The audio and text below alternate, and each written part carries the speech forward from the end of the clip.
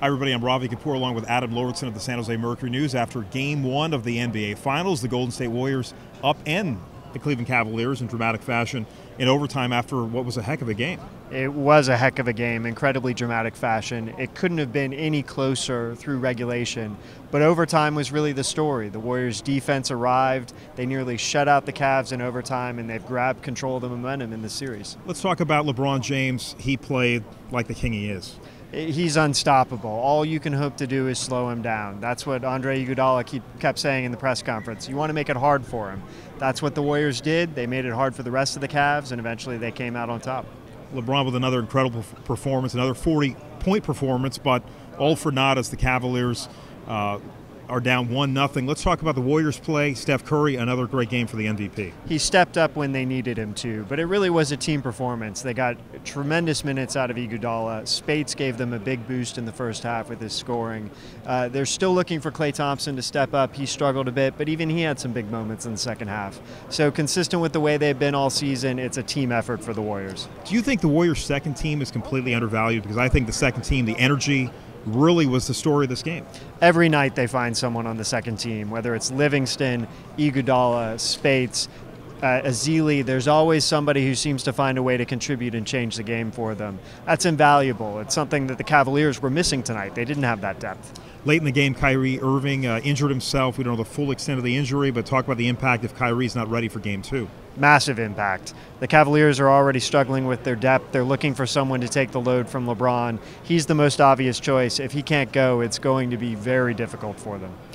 Let's talk about prospects for Game 2. Warriors had some jitters, struggled in the first quarter, got behind double digits, ended up pulling closer to the Cavaliers. Cavaliers took a lead at halftime, but the Warriors were right there neck and neck. Talk about Game 2, lessons learned from Game 1. I think not having the jitters will be useful. I think we'll see them play better at the beginning.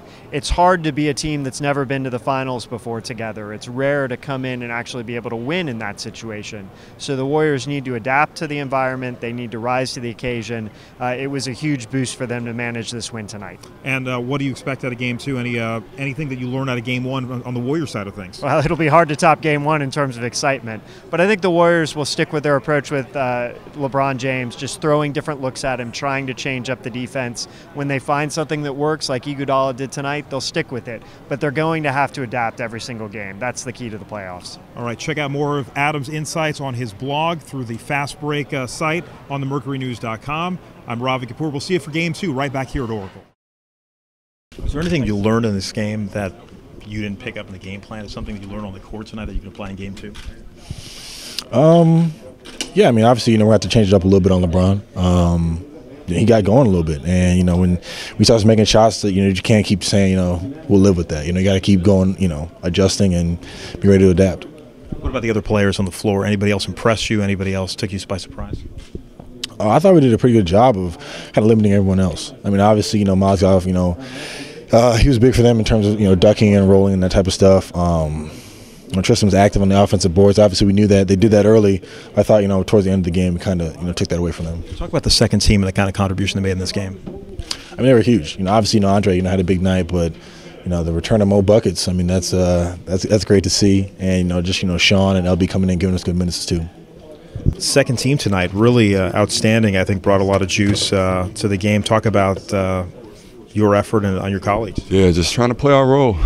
Dre obviously had a big game. Mo had some good buckets, and again, just trying to get those guys going. But it could be anybody's night. Do you think that's the difference between the two squads? I mean, just that you guys just have this bench that can start for a lot of teams. Yeah, hopefully. I mean, we all feed off each other, and we try to give our starters, a good break, and and just rely on our depth. What do you think you learned tonight, and that you can take into Game 2? I think, just staying with it, staying with our game plan, executing. We can get better, we can shoot better, play better, but, I think it's good to get this game over with so we can just get on kind of with the series. Any surprises, or did the game plan go in and you kind of expected what you saw tonight? No, it went pretty well, Obviously, LeBron had a big game, but, we'll take the win.